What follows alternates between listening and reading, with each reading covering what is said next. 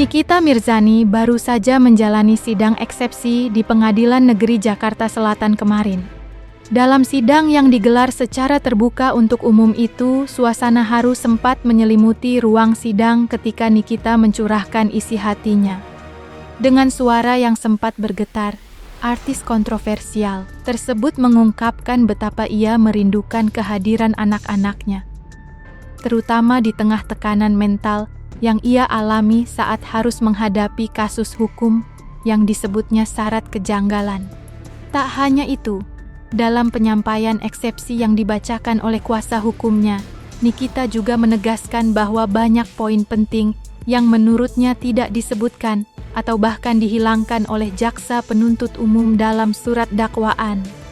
Ia menyebut sebagian besar dakwaan tersebut tidak berdasar dan menyebutnya sebagai omong kosong yang tidak menggambarkan fakta sebenarnya. Pernyataan lantang dari Nikita itu sontak menjadi perbincangan hangat di kalangan publik, terutama setelah pakar hukum ternama, Deolipa Yumara, ikut memberikan tanggapan. Kalau kita lihat itu sebenarnya bukan eksepsi ya, tapi itu lebih kepada keluh kesah, curhatan hati. Kalau begitu ya, yang disampaikan oleh Nikita Mirzani itu curhatan hati, dan itu lebih pas adanya di pembelaan diri, di pledoi. Oh, pledoi. Jadi kalau itu curahan hati, tidak bicara tentang aspek formal, aspek penerapan hukum, salah dalam penerapan hukum, terus salah pengadilannya, tempat pengadilannya salah atau enggak, atau lokus atau tembusnya juga nggak dapet. Itu bukan eksepsi. Jadi dia lebih kepada curahan hati. Saya kenapa dijolimin? Kenapa saya dikriminalisasi?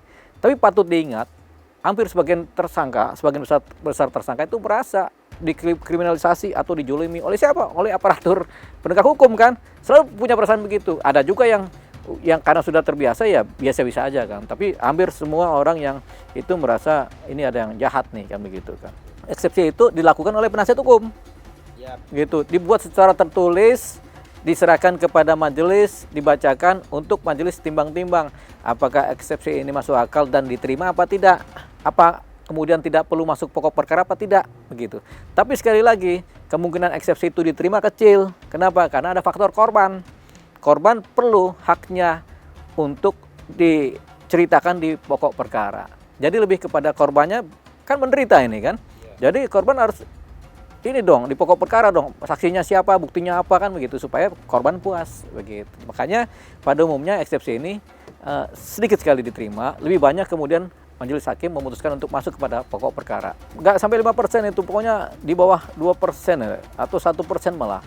Kenapa? Kayak misal kasus pembunuhan, kan ada korban, ada yang kemudian kehilangan nyawa, ada keluarganya. Itu nggak mungkin walau eksesif pakai ilmu apa aja, itu tetap aja masuk ke pokok perkara, apalagi ada pembuktiannya kan. Kasus kekerasan, pemukulan, kan ada korban juga yang menderita, cacat, ya itu pasti masuk ke pokok perkara. Jadi makanya eksepsi itu kecil sekali. Jadi boleh nih Nikita Mirzani menceritakan itu, boleh. Karena kan dia yang merasa. Jadi gini, setiap orang punya pikirannya sendiri, punya perasaannya sendiri, yang bisa sama dengan masyarakat lain atau orang lain, atau bisa berbeda begitu. Jadi kita boleh mengiyakan ya kalau perasaannya Nikita Mirzani begitu ya nggak apa-apa, nggak ada persoalan, sampaikan aja di persidangan. Cuman nanti kan ada yang menilai itu bukan lagi jaksa atau pengacara tapi majelis hakim. Jadi dia boleh aja menyampaikan itu, dikriminalisasi, dijolimi, bahwasanya dia punya niat baik, itu boleh disampaikan. Syukur-syukur hakim terpengaruh begitu. Seperti itu. Walaupun nggak semuanya apa yang dia sampaikan, dia rasakan itu sama persis yang dipikirkan dengan orang lain, yang kemudian masyarakat lain yang kemudian menilai. Dalam kesempatan yang sama, Deolipa Yumara juga turut menyoroti langkah Nikita Mirzani yang selama ini dikenal vokal dalam mengungkap praktek-praktek ilegal di dunia kecantikan, termasuk dugaan adanya mafia skincare. Menurut Deolipa, meskipun niat Nikita untuk membongkar kasus tersebut patut diapresiasi, namun caranya yang terkesan berjalan sendiri dan terbuka di media sosial justru bisa menjadi bumerang bagi dirinya sendiri, baik secara hukum maupun personal. Bagaimana preview itu bukan wilayah dia. Dia nggak kompeten untuk menceritakan itu. Karena dia bukan dokter yang mengerti persoalan-persoalan kimia, yang mengerti persoalan-persoalan obat, dia nggak ngerti. Begitu, Nikita Mirzani itu nggak ngerti. Tapi pikiran dia begitu. Saya itu menyelamatkan, karena saya sudah review. Dengan ilmu apakah dia mereview itu? Jawabannya tidak ada, karena dia bukan lulusan dari keilmuan, kepakaran. bukan keilmuan, bukan kepakaran, bukan lulusan universitas yang membahas itu, bukan apoteker juga, bukan dokter juga, yang sudah belajar bertahun-tahun. Yang apoteker aja belajar sampai 5-6 tahun, dokter bisa sampai 10 tahun baru bisa ngomong. Nah, ini dia sebagai apa? Kalau sebagai artis dia ngomong, atau sebagai public figure, sebagai influencer, ya nggak masuk. Tapi banyak orang terpengaruh karena orang nggak ngerti juga. Itu tadi makanya banyak orang, iya ini kayaknya merusak. Itu kan pikiran orang.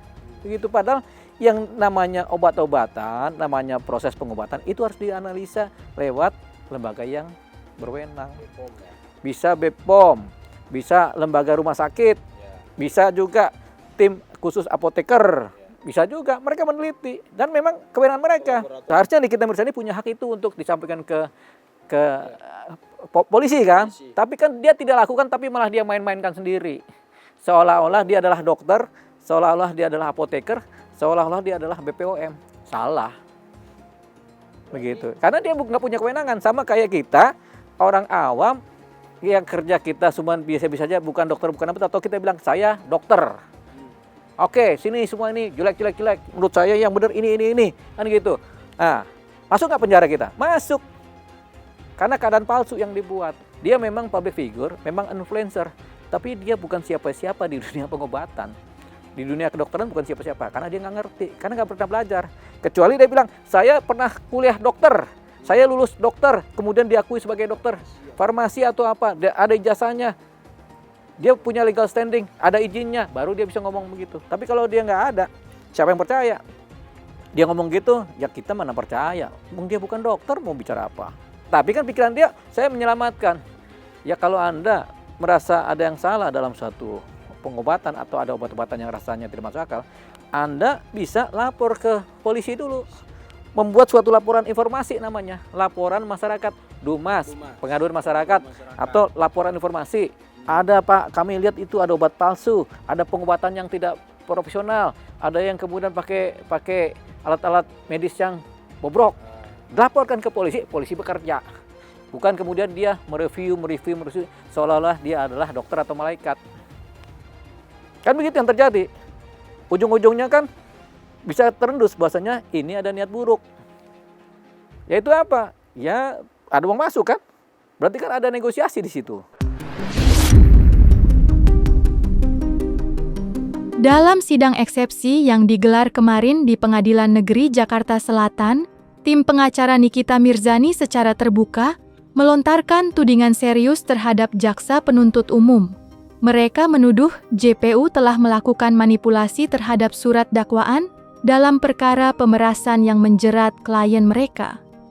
Tuduhan ini bukan tanpa dasar, melainkan berlandaskan pada perubahan substansi pasal yang dijeratkan kepada Nikita, yang dinilai tidak konsisten dan mencerminkan kelemahan dalam konstruksi hukum JPU. Lantas seperti apa tanggapan Deoli Payumara terkait hal tersebut?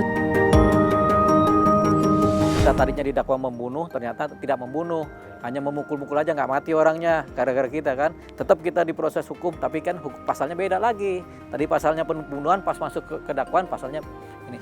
Kenapa? Supaya tidak terjadi salah dalam penerapan hukum, sehingga tidak ada eksepsi yang merugikan korban.